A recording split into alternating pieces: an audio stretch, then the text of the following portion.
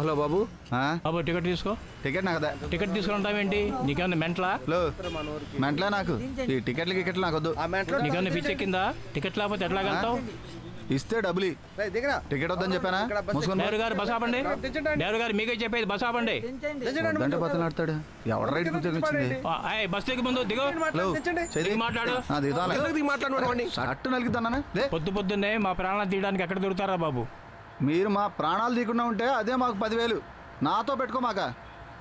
నీ cash back గల్లంత అయిపోద్ది. జాగ్రత్త.